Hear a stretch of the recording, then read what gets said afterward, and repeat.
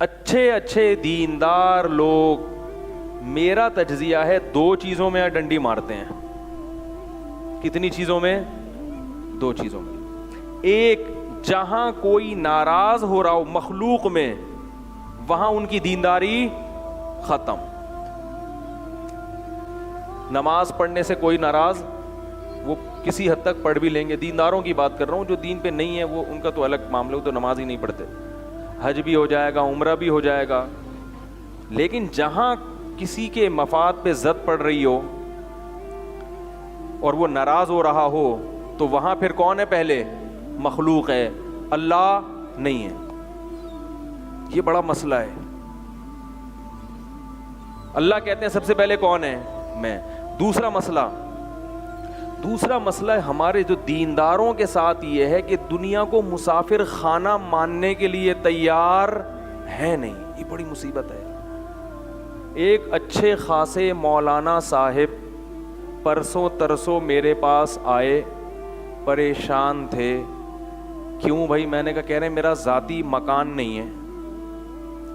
تو میں نے کہا کرائے کا تو ہے؟ کہتے ہیں ہاں ہے. میں نے کہا سر چھپانے کے لیے جگہ مل رہی ہے، پنکھا ہے، آرام سے عزت کے ساتھ، تو اب کیا مسئلہ ہے؟ یا تو کرائے کے بھی پیسے نہیں ہوتے تو چلو پریشان ہو. کہہ رہے نہیں یار، ذاتی مکان بھی تو ہونا چاہیے. میں نے ان سے کہا آپ کی عمر کتنی ہے؟ انہوں نے کہا 45. میں نے کہا 10-15 رہ گئے. کتنے رہ گئے؟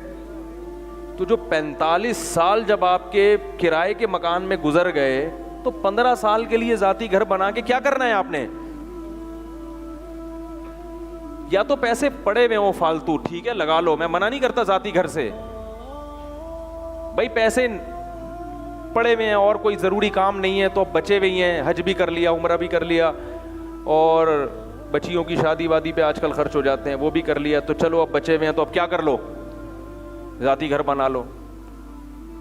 نہیں ہے تو گھر ضرورت ہے، ذاتی گھر ضرورت نہیں ہے.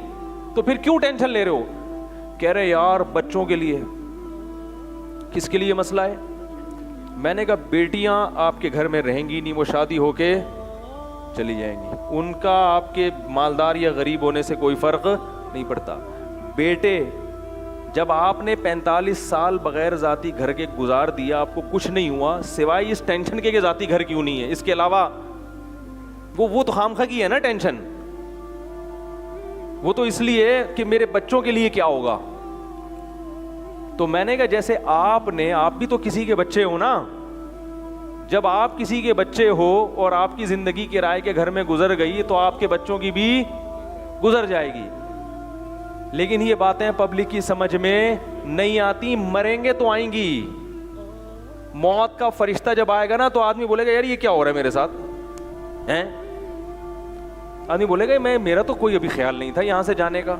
یہ جو میں نے 1 کروڑ روپے کا گھر بنایا ہے، میں نے اتنا واش روم بنایا، اس میں ایسا امریکن کچن بنایا اس میں، اور اتنے بڑے بڑے میں نے لیٹرین بنا دیے، ٹھیک ہے نا، اور یہ ایسے ٹائلیں لگا دیں. یہ کیا ہے؟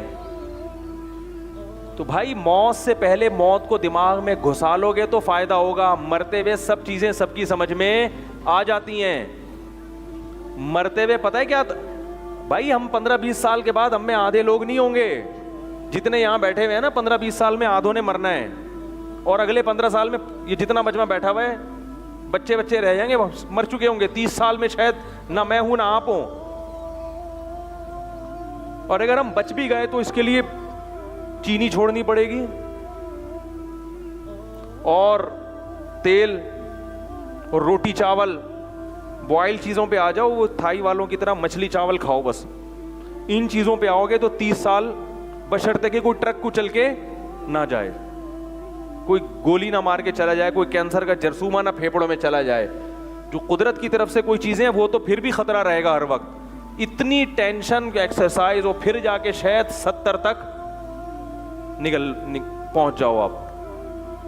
بہت ہی اسٹرگل کرنی پڑے گی اگر 80 تک پہنچنا ہے.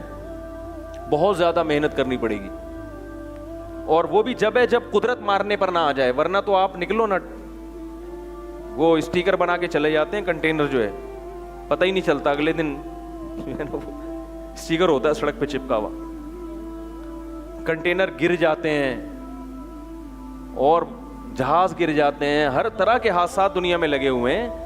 تو بھائی موت کو بار بار دماغ میں گھسانا پڑتا ہے, پھر یہ مصیبت سے جان چھوٹے گی. اس دنیا کے شیرے جو چپکا ہوا ہے نا جو انسان کے دل کے ساتھ, اس کے بغیر اس عذاب سے جان نہیں چھوٹتی. پریشان پریشان پریشان پریشان مر جاؤ گے اسی کم وقت پریشانی میں. جنہوں نے گھر بنا لیے وہ تھوڑی خوش ہیں, وہ اسی پہ ہیں یار. ابھی تک 20 سال سے ناظم آباد میں ہی ہیں یار, لوگ ڈیفنس نکل گئے, ہم کہاں پڑے ہوئے ہیں بھائی. اس کو بیچو یار, پرانا ہو گیا, نکلو یہاں سے اس مصیبت سے. گلشن جاؤ, ڈیفنس جاؤ.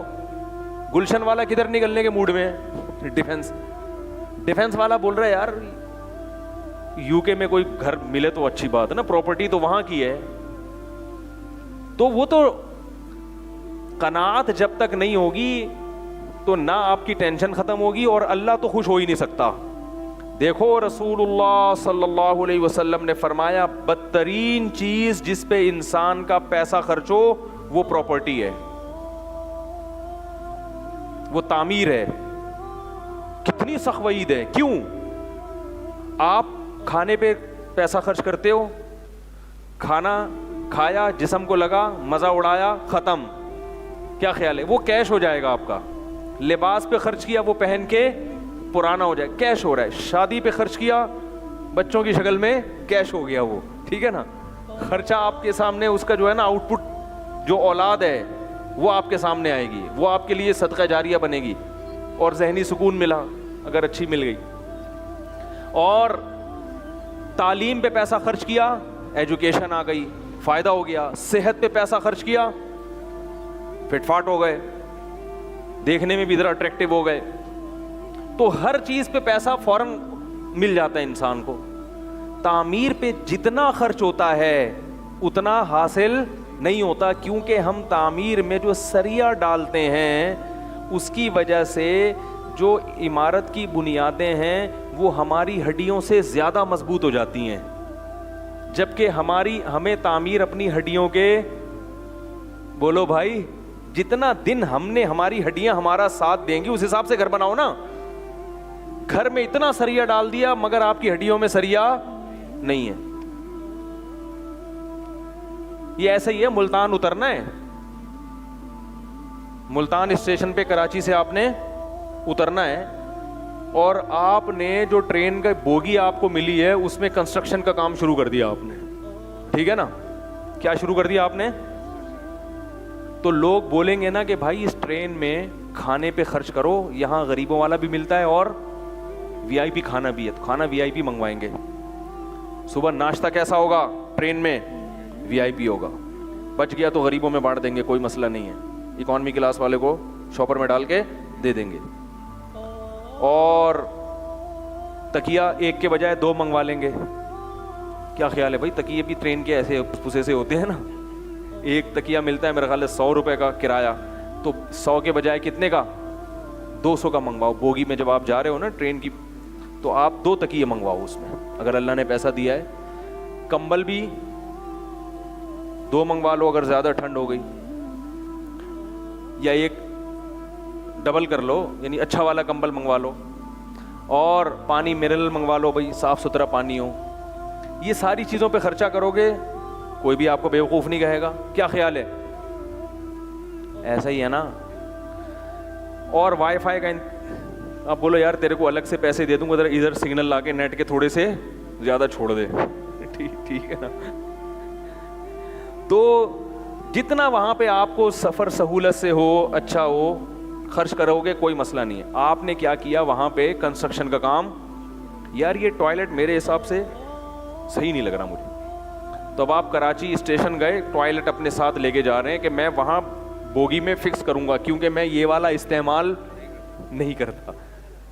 تو وہاں جا کے آپ نے اس کو بلایا گارڈ کو کہ یار یہ جو ٹوائلٹ ہے نا یہ میرے حساب سے سیٹ نہیں ہے, اس کو نکال, یہ والا لگا دے. بولے گا حضرت اتنا پیسہ کیوں خرچ کر رہے ہو؟ بولا بھائی پیسہ اللہ نے دیا ہی خرچ کرنے کے لیے, تو یہ عقل مندی کی بات ہوگی. بھائی خرچ کرنے کے لیے دیا ہے تو یہ اس میں تو تمہیں 2-4 ایک دن کا سفر ہوگا, زیادہ زیادہ 24 گھنٹے کا ہو جائے گا. تو 24 گھنٹے کے لیے اتنا پیسہ خرچ کرنا غلط ہے. اگرچہ اللہ نے پیسہ خرچ کرنے کے لیے دیا ہے مگر ایسی جگہ پہ خرچ کرنا جہاں ضائع ہو رہا ہے آپ کا پیسہ, آپ کی سفر کے حساب سے یہ انویسٹمنٹ جو ہے آپ کی زیادہ ہو رہی ہے. تو آپ نے وہاں جا کے کھڑکیاں ٹھوکنا شروع کر دی کہ یار یہ جو اس کی شٹر ہے نا, یہ جو کھڑکی ہے یہ مزیدار نہیں ہے, شیشے میں صحیح طرح باہر نظر نہیں آتا, اپنے گھر سے میں شیشہ لے کے جاؤں گا, وہ لگاؤں گا, اس پہ فٹ کر رہا ہے وہاں پہ, تو یہ تعمیر میں آ جائے گا. تو یہ آپ کے لیے کیا ہوگا, بے وقوفی کا بہت بڑا. تو یہ کیونکہ سفر ہے نا, اترنا ہے آگے. تو اللہ کے بندوں, میں بھی, میری اولادیں بھی, ہمارے بیوی بچے بھی, ہمارے ماں باپ بھی ایک ٹرین میں بیٹھے ہوئے ہیں. نکلو, اگلی کھیپ آئے گی, اگلی کھیپ, پچھلی نکلے گی, اگلی کھیپ آئے گی, پھر اگلی آئے گی. ہم سب جا رہے ہیں, پچھلے آ رہے ہیں, جا رہے ہیں, آنا جانا لگا ہوا ہے. ہمارے ابا اماں چلے گئے, ہمارے باپ دادے سارے چلے گئے, اب ہم نے بھی یہاں سے نکلنا ہے. اتنا جذباتی ہو گئے, نہیں نہیں یہ میرا گھر ہے. لوگ ملاتے ہیں یہ میرا ذاتی گھر ہے. تو میں نے کہا کیا قبر میں لے کے جائے گا اپنے ساتھ اس گھر کو تو؟ مسلمان کا طرز زندگی غیر مسلموں سے الگ ہوتا ہے میرے بھائی. مسلمان اس دنیا سے دل نہیں لگاتا, ہر وقت اسے یہ فکر ہے یہاں سے جانا ہے, جانا ہے, جانا ہے, جانا ہے, جانا ہے, مرنا ہے, مرنا ہے, مرنا ہے, مرنا ہے. بار بار اس کا تذکرہ کیا کرو. مسافر خانہ ہے, جس چیز کا انسان تذکرہ کرتے ہیں نا, پھر اس کا خیال دل میں بیٹھ جاتا ہے. تو جانا ہے بھائی, یہاں کیا رکھا ہوا ہے. ہاں بہت اضافی پیسے اللہ نے دیے ہیں, سارے ضرورتیں پوری ہو گئیں, تو چلو بچوں کے لیے آدمی کہتا ہے پراپرٹی لے کے ڈال دوں تاکہ میرے مرنے کے بعد کسی کے سامنے ہاتھ نہ پھیلائیں, کیونکہ سارے بنیادی خرچے بھی ہو گئے, سب کچھ ہو گیا, اب کرنے کے لیے کچھ بچا نہیں ہے. تو چلو یار پیسہ ہے, رکھے رکھے ضائع ہو جائے گا, تو چلو یار بحریہ ٹاؤن میں ایک پلاٹ لے لو. سمجھ میں آ رہی ہے بات؟ سرجانی میں ایک لے لو, ایک بحریہ میں لو. بحریہ والا کہیں مسئلہ ہو گیا تو سرجانی والا تو ہے نا کم از کم, ٹھیک ہے نا. تو اس طرح کے 2-4 اگر اللہ نے فالتو پیسہ بہت دیا ہے تو 2-4 پلاٹ لے کے ڈال دو. 2-4 کیا 15-20 زیادہ دیا تو 15-20 لے کے ڈال دو. ہم نے کب منع کیا ہے؟ نہ شریعت نے منع کیا. پھر اس میں یہ کہ چلو گھر بھی بنا لو, کہ یار گھر تو اپنا بھی اپنا نہیں ہوتا, کرائے کا بھی اپنا نہیں ہوتا, لیکن چلو کرائے میں تھوڑا سا کسی کا احسان ہوتا ہے. مالک مکان لوگوں کی تھوڑی سی ٹینشن ہوتی ہے, زیادہ ٹینشن نہیں ہوتی. لوگوں نے اس کو بھی بہت بڑھایا ہوا ہے. جتنی ٹینشن ذاتی مکان میں جو پیسہ خرچ کرنے میں لگا رہے ہو نا آپ کرائے کے مکان میں, مالک مکان اتنی ٹینشن نہیں دیتا. سمجھ میں آ رہی ہے بات؟ اچھے سے اچھا گھر 40-50 ہزار میں, بہت ہی کوئی جس کی اچھی آمدن ہو 40-50 ہزار میں اس کو وہ ایسا بنگلہ مل جائے گا رینٹ پہ جو وہ کروڑوں روپے میں خریدے گا. تو اس کروڑوں کو ضرب دینا شروع کرو تو کتنے عرصے کی انویسٹمنٹ آپ ایک دیوار اینٹوں میں لگا دیتے ہو, جبکہ آپ کو وہاں رہنا نہیں ہے.